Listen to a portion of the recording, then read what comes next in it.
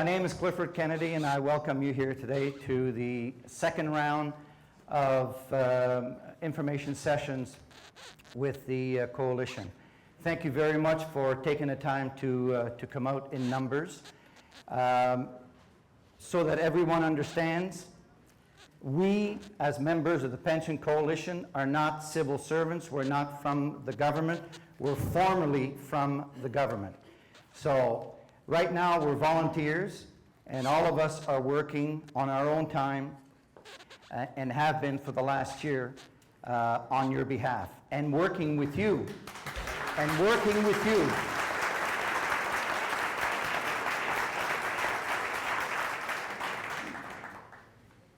Hundreds of you have sent emails and letters to politicians, and that was all in support of the work that everyone is trying to do in regards to the pensions. Here's the agenda we're going to follow today. We're going to talk about what our goals are, our mandate, our beginnings, and who we are, what our pension is, coalition activities and accomplishments, shared risk pension plan, the government's position, not ours. We'll let you know about the legal situation, fundraising, as usual. All of our activities have to come from funds that you people provide. We need your support to make a very clear decision on the direction that the steering committee needs to take. It'll be absolutely critical that your voice, not mine and not the other members of the steering committee, how we feel individually or personally doesn't count. It's your voice today, and we need to hear your voices. Then there's a coalition poll, and the poll is to get a feel from all of you into what you want that direction to be. It's not our decision, it's not mine, it's yours. Okay. Computers are great when they work properly. Like I said, computers are great when they work properly. Okay, our goals are to update public service pensioners and families on the activities and accomplishments of the Coalition, and to decide the direction you want the Coalition to take on the government's proposed pension reform. So this is you. It's all about what you want as retirees. Our mandate today has been to gather information from multiple sources and communicate to PSSA members. As you know, you've been to the website. If you haven't, you should, because a lot of people have been, whether they're retirees or not, whether they're politicians or not, or whether they're media or not. They have been to the website. People use it, people inform themselves, people comment, send us letters, and we post them. We're also here to advocate on your behalf to government and the public. So that's what we have done in the last year, but more so in the last 6 months. We also collaborate with teachers and other pension groups, whether it's UNB, NB Power. Teachers are very important because after the PSSA, the government's going to go after the teachers. Propose alternative strategies to deal with government's pension reform proposals, and naturally be accountable to you. Just for those of you who have not been part of the first regional sessions or have not gone on to the website, we'll just bring everybody up to par. So just bear with me as we go through. We established in February 2013, but the work began in October of 2012, when we started getting rumblings of some potential changes to shared risk. Because if you all remember, and I will remind you, that back in May of 2012, it was clearly indicated by government that the changes they were bringing to the reform, to the pension program, was not retroactive, and it was on a go-forward basis only. That's the memo that we all received from Government, Department of Human Resources. We did our first regional tour in the spring of 2013. We had 11 sessions, and we're having 11 more sessions now in the same locations as before. You know about our website and Facebook page, and they've been rather active. And naturally, everything that we do is financed by you. And all the travels and the expenses that we undertake are not on your docket. We pay it from our own pocket. There's no money that we've raised from all of the retirees that have attended these sessions last spring and now. There's none of that money that was spent for the tour in regards to expenses. So mileage and meals and hotel. We pay it out of our own pocket. Who are we? We're 33,000 retirees. There are 13,500 thereabouts in PSSA. There's about 8,000 teachers, retired teachers, and 11,500 in other plan. The average age of the PSSA retiree is 69. Now, I'm going back over some information that we passed on the first time around. So the average pensioner is 69 years old in the PSSA. And their pension is approximately $21,000 a year. That's far away from a gold-plated pension plan. And it includes widows and widowers who receive 50% of their spouse's pension. What is our PSSA pension? It's a defined benefit plan which includes base benefits, indexation to CPI, cost of living, consumer price index, and it's capped at 5 or 6% in the PSSA depending which plan you belong to. And government has a contractual obligation under a legislative provision for base benefits and our cost of living, our COLA. And that is legislated and has always been legislated for PSSA and a TPA. That's a Teachers Pension Act.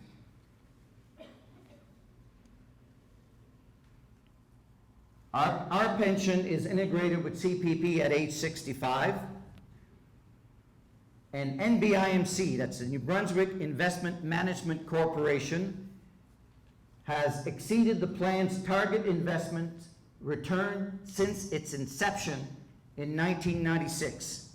According to the actuarial requirement, NBIMC is supposed to perform at 4%.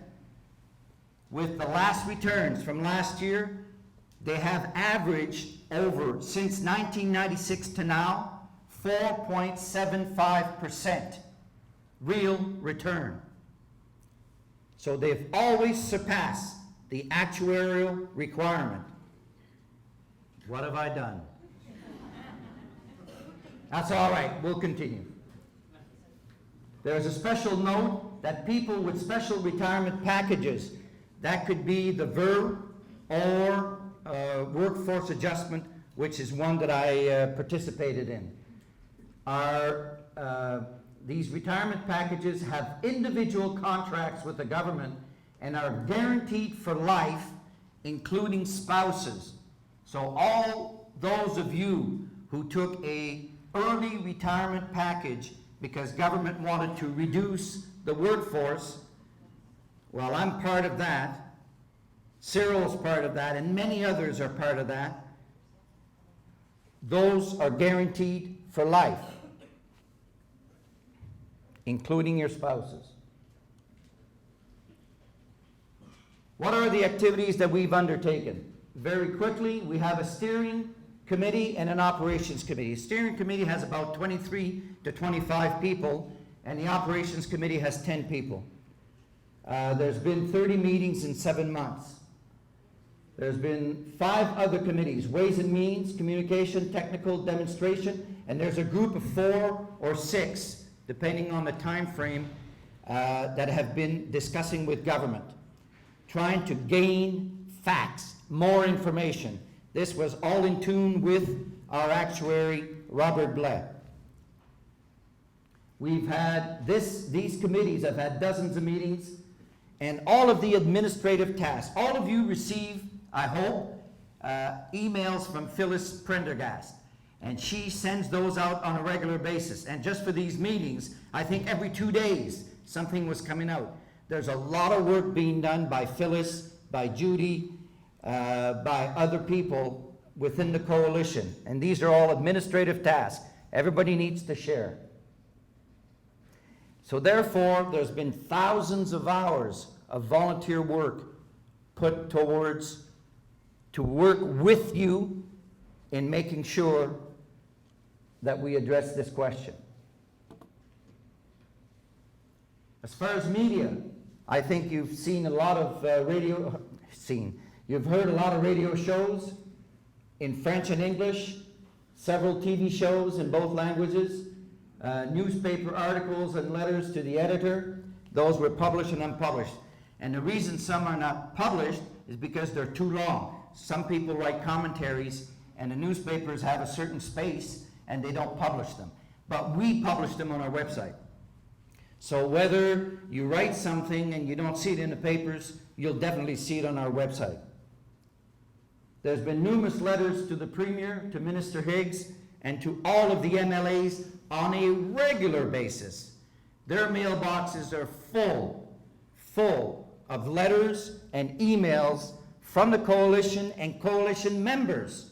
All of you out there have been writing, as we indicated back in April. Please stay on top of this. Make sure that your MLA is aware of what's going on and your displeasure and so on and so forth. Meetings with the ministers and MLAs have occurred, so the coalition has gone out in different areas of the province and met with all of the parties.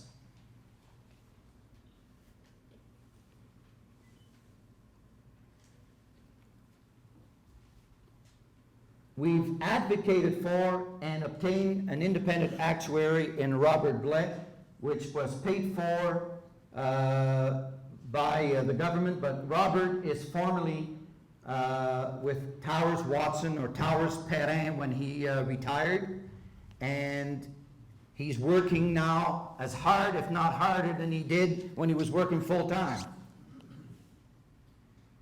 And we've also identified desirable legal counsel with Ari Kaplan, and Ari is one of Canada's foremost pension lawyers, and he is formerly with, he is still with Koski-Minsky in Toronto.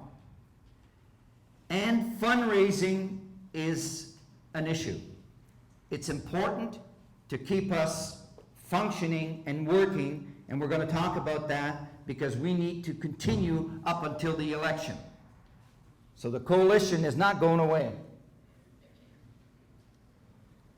The group of 4 or 6, there are 4 of the most knowledgeable people within the coalition have met with government. They've held multiple meetings with the Premier, the Premier's office, Minister Higgs, the independent actuary had meetings with these 4, but also in participation with Minister Higgs and his office. They've met with NBIMC on a couple of occasions, and naturally with the government actuary. We've presented the coalition's position demanding that government honor our base benefits, our COLA, with our cap at 5 or 6%, and the currently successful plan governance design, which is under government and NBIMC, the plan administrator. So that's been our position going forward in the last 6 months to government. What have we achieved? We've achieved the delay of introduction of the SRPP legislation from spring to at least this fall. This was supposed to be implemented because there was no reaction from retirees, and it was supposed to be done in June. Well, with the work that we did in our first 11 sessions and the support that you provided in all of those government sessions, the 8 sessions around the province of New Brunswick, where you went out and expressed your personal dissatisfaction, that was absolutely critical. There's been some improvements to communication and information sharing. Government has admitted, and Minister Higgs has said clearly in meetings in the spring when the government went out and did their sessions after hours, because they weren't going to do sessions, they did them after we did ours. He clearly indicated that government had really not done a good job in communication. As a matter of fact, he clearly said it was a poor job of communications. They anticipated that the retirees would take this and just go away. And I don't think that that's the way it works. Well, thank you very much. That's for yourselves. We discussed with government their willingness to change certain provisions of the proposed SRPP. So that's part of the work that was done through the group of 4 and 6. But these are just discussions. There's been absolutely, the word N, negotiate, is not part of our language.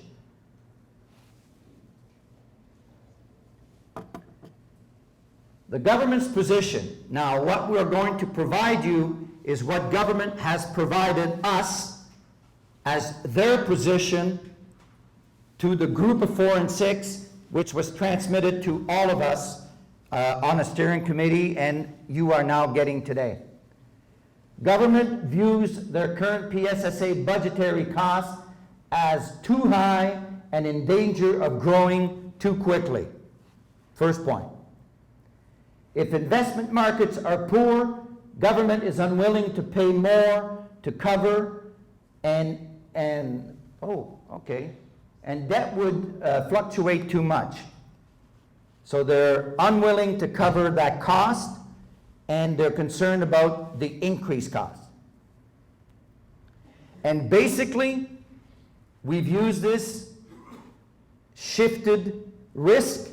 So government has shifted the risk from themselves, which was a 100% government guarantee, to employees and retirees, assuming approximately 80% of the risk. Now, the actuary will talk about that a little bit more, okay? But that's a big shift in responsibility.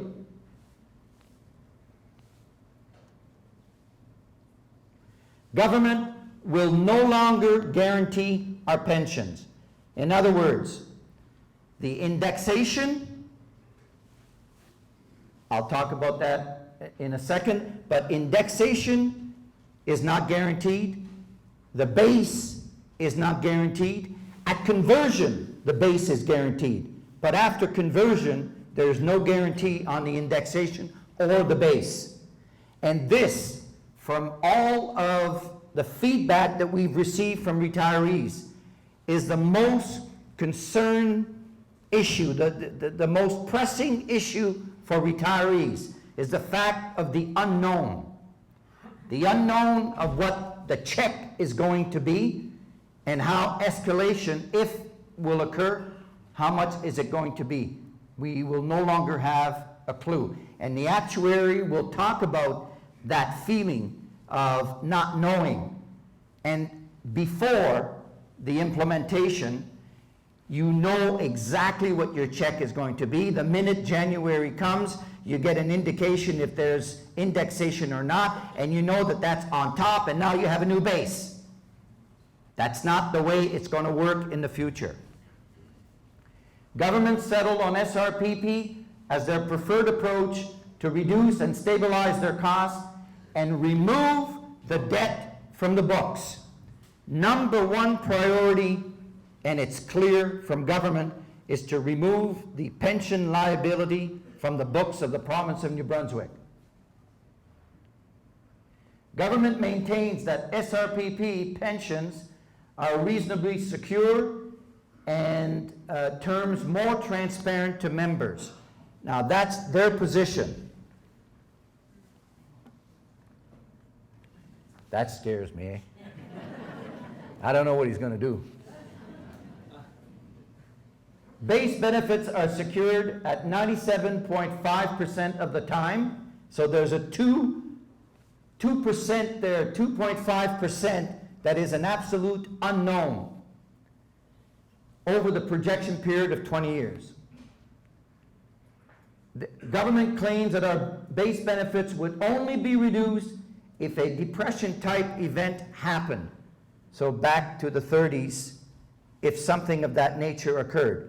This is what they're indicating. 100%, 2.5% possibility of reductions. They admit indexation is definitely at risk. And it depends on fund performance, but they expect to pay only up to 75% of CPI as an average during a 20-year projection period. So it's not 75% of the time.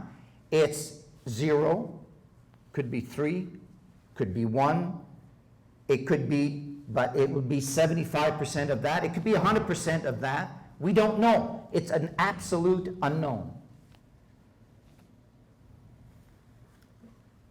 Still, in the government's position, the shared risk pension program represents an estimated loss of $41,000 on an income of $21,000 over a 25-year period. So take your 69-year-old average BSSA retiree making $21,000 a year average. Over a 25-year period, you lose 0.5% on your indexation. Just 0.5%. It's 2 years of your pensions. 41,000. Will no longer stand behind the pension promise due to costs and impact on debt. So the province is not going to stand behind. They're no longer the guarantor as of the implementation of the legislation. And they're attempting to impose SRPP and have passed legislation saying they cannot be sued. That has been done. We mentioned that back in the spring, that under the Pension Benefit Act, there are articles there that clearly indicate that government has taken this action and they cannot be sued. They're protected from legal pursuit.